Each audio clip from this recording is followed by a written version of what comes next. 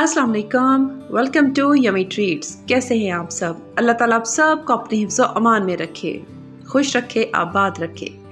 बड़ी ईद, बड़ा गोश्त, बड़ा चटखारा। जी हाँ, बड़ी ईद आने वाली है और आज मैं लेके आई हूँ बड़ी ईद के लिए एक बहुत ही स्पेशल सी रेसिपी, बोनलेस बीफ हांडी की रेसिपी। घर में बनाएंगे आम से मसाले जो हर वक्त किचन में मौजूद होते हैं उनसे, लेकिन बनेगी ये रेसिपी बहुत ही मज़ेदार और बोटी इतनी सुपर सॉफ्ट और यमी बनेगी कि आप उंगलियां चाटते रह जाएंगे।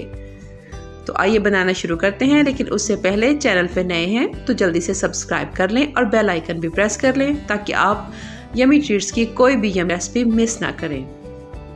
तो आइए अब हम इसे बनाना शुरू करते हैं। बिस्मिल्लाहिर्रहमानिर्रहीम। यहाँ पे मैं आज हांडी में बना रही हूँ इसे। तो सबसे पहले मैंने आधा कप ऑयल लिया है, ज़्यादा ऑयल नहीं लेना। उसमें थोड़ी सी दालचीनी, 5 से 6 लौंग, 1 कड़ी पत्ता और तकरीबन 1 टीस्पून ज़ीरा, उसको डाल के हल्का सा कड़कड़ाया और उसमें डाल दिया 1.5 किलो बीफ की बोटी। ये मैंने बोनलेस बोटी ली है, छोटे साइज़ में इनको काट लिया है। और अब हमने इनको पकाना है इनका पानी खुश्क होने तक।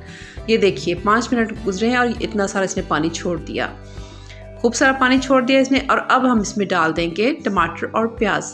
जी हाँ, यहाँ पे 3 बड़ी साइज़ के टमाटर हैं, 12 सब्ज़ मिर्चों की पेस्ट है और 2 टेबलस्पून जिंजर गार्लिक की पेस्ट, और यहाँ साथ में 2 बड़ी साइज़ के प्याज, इनको मैंने बारीक चॉप कर लिया था। इन सब को हमने इसमें शामिल कर देना है। अभी आपने एक्स्ट्रा पानी इसमें शामिल नहीं करना। 1.5 टेबलस्पून नमक, 1 टेबलस्पून सुरख मिर्च और 1 टीस्पून हल्दी, इसको भी मिक्स करना है। और अब हमने इसको पकने देना है जब तक कि ये पानी अच्छे से खुश्क ना हो जाए। आधा टेबलस्पून काली मिर्च, वो भी मैंने इसमें शामिल कर दी है, और आधा टेबलस्पून ही धनिया जीरे का पाउडर है, वो भी मैं इसमें डाल दूंगी। पहले मैंने वो नहीं डाला था, आगे पीछे हो जाता है किचन में काम करते हुए, समटाइम्स यहीं से निकल जाता है। इसको कवर कर देंगे और लो फ्लेम पे पकने देंगे। फ्लेम ज़्यादा हाई नहीं रखना, ये ज़रा लो फ्लेम पे पकेगी, ज़्यादा मज़ेदार बनेगी। पानी तकरीबन खुश्क हो गया तो मैंने इसमें आधा कप दही डाल दिया। दही डाल के इसको हल्का सा भूना, बहुत ज़्यादा भी नहीं, हमने इसको भूनने की ज़रूरत नहीं है क्योंकि पहले बहुत भून चुका है। और अब हम इसमें डाल देंगे पानी। इतना पानी डालना है जिसमें कि ये बोटियाँ बहुत अच्छे से गल जाएं।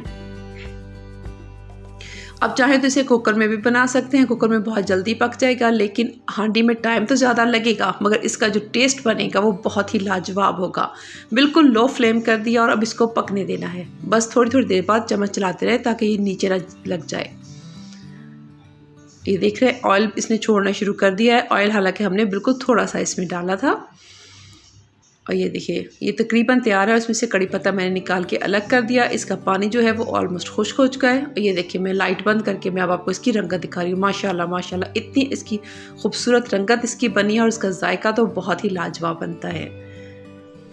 तो पानी हो चुका है तकरीबन सारा इसका खुश्क, इसकी अच्छी सी ग्रेवी बन चुकी है। और अब यहाँ पे मैं इसमें आधा कप क्रीम का शामिल करूँगी। जी हाँ, पहले मैंने ऑयल इसीलिए कम डाला था क्योंकि हमने बाद में क्रीम इसमें शामिल करनी थी।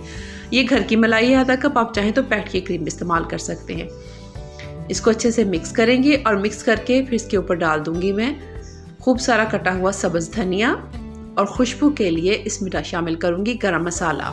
और फिर इसको थोड़ी देर के लिए 3 से 4 मिनट, बस उसके 3 से 4 मिनट के लिए इसको दम पे रख देना है और हमारी मज़ेदार सी बीफ हांडी तैयार हो जाएगी।